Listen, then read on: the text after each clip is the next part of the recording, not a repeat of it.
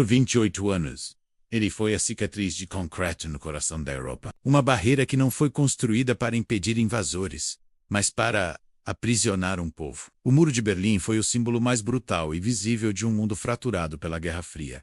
Ele dividiu uma cidade, separou famílias e se tornou um palco para confrontos de superpotências, espionagem e tentativas de fuga desesperadas. Sua queda, em uma noite caótica e inesperada, marcou o fim de uma era. Mas como este muro surgiu?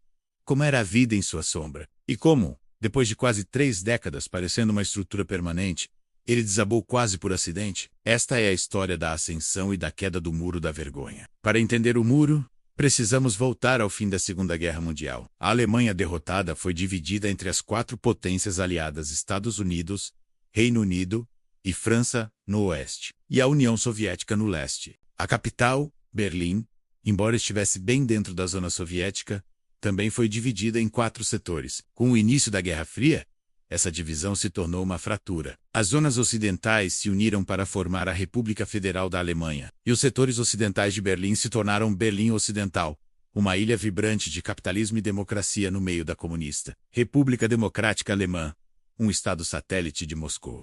Em 1948, Stalin tentou forçar os aliados ocidentais a sair da cidade, bloqueando todos os acessos terrestres. A resposta foi a Ponte Aérea de Berlim, uma operação massiva que abasteceu a cidade pelo ar, por quase um ano, em uma demonstração de determinação ocidental. O bloqueio falhou, mas a crise estabeleceu Berlim como o ponto mais perigoso e simbólico do confronto entre o leste e o ocidente. Havia uma brecha na cortina de ferro, e essa brecha passava pelo centro de Berlim. Nos anos que se seguiram, essa brecha se tornou um problema existencial para a Alemanha Oriental. Enquanto o Oeste experimentava um milagre econômico, o Leste comunista estagnava. Entre 1949 e 1961, quase 3 milhões de alemães orientais fugiram para o Ocidente, a maioria deles usando a fronteira aberta de Berlim. E não era qualquer um que fugia. Eram os jovens, os educados, os qualificados, médicos, engenheiros, professores, cientistas. Essa fuga de cérebros estava sangrando a economia e a legitimidade do regime da Alemanha Oriental. O líder soviético Nikita Khrushchev e o líder da Alemanha Oriental Walter Ulbricht sabiam que precisavam estancar a hemorragia, ou seu estado entraria em colapso. A solução foi drástica e secreta. Na madrugada de 12 para 13 de agosto de 1961, a Operação Rosa foi lançada. Sob o manto da escuridão, milhares de soldados, policiais e milícias da Alemanha Oriental fecharam a fronteira. Eles rasgaram ruas, estenderam quilômetros de arame farpado e ergueram barricadas com blocos de concreto. Berlim acordou uma cidade fisicamente dividida.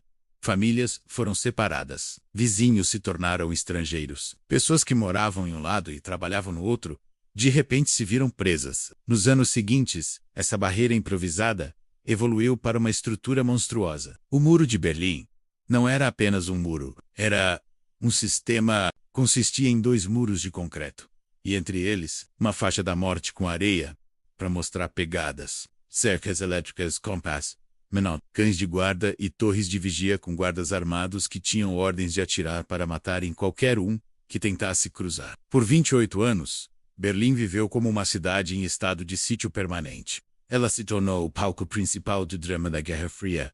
Em outubro de 1961, a tensão chegou ao auge no Checkpoint Charlie, o principal ponto de passagem para diplomatas. Por 16 horas, tanques americanos e soviéticos ficaram frente a frente, canhão contra canhão, em um impasse que poderia ter iniciado a Terceira Guerra Mundial. A cidade também se tornou um palco para a retórica. Em 1963, o presidente John F. Kennedy visitou Berlim Ocidental. Em um discurso histórico, declarou sua solidariedade ao povo da cidade com a famosa frase. Em 1987, o presidente Ronald Reagan, em frente ao portão de Brandemburgo, desafiou diretamente o líder soviético Sr. Gorbachev.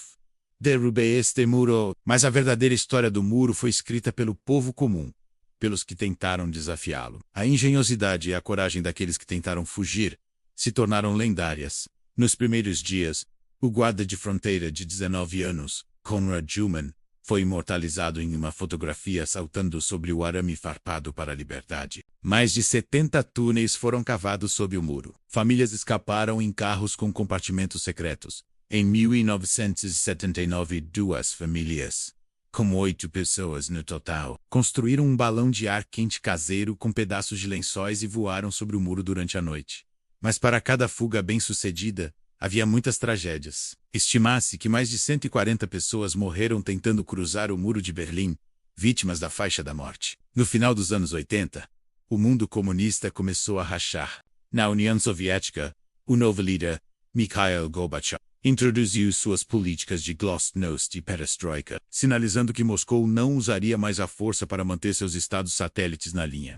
Isso acendeu uma faísca por toda a Europa Oriental. Na Polônia, o movimento Solidariedade ganhou força. A Hungria abriu sua fronteira com a Áustria, criando a primeira fresta na Cortina de Ferro. Na Alemanha Oriental, a pressão por reformas crescia, com protestos em massa acontecendo em cidades como Leipzig. O regime da Alemanha Oriental estava perdendo o controle. Em uma tentativa de acalmar a situação, eles decidiram relaxar as leis de viagem. Em 9 de novembro de 1989, um porta-voz do partido, um burocrata chamado Ginter Schabowski, foi encarregado de anunciar as novas regras em uma conferência de imprensa ao vivo, mas Schabowski não havia sido devidamente informado sobre os detalhes. Lendo o documento de forma confusa, um jornalista italiano lhe perguntou quando as novas regras entrariam em vigor. Schabowski folheou seus papéis, não encontrou uma data e, sob a pressão das câmeras, improvisou uma resposta que mudaria o mundo.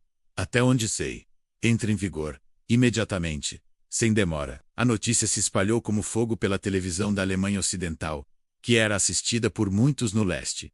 O muro está aberto, diziam os apresentadores. Milhares de berlinenses orientais, incrédulos, correram para os postos de controle. Os guardas da fronteira, sem ordens claras e sobrecarregados pela multidão crescente, não sabiam o que fazer. Atirar estava fora de questão. Finalmente, em um posto de controle em Bornholmstrasse, um oficial, por conta própria, tomou a decisão histórica.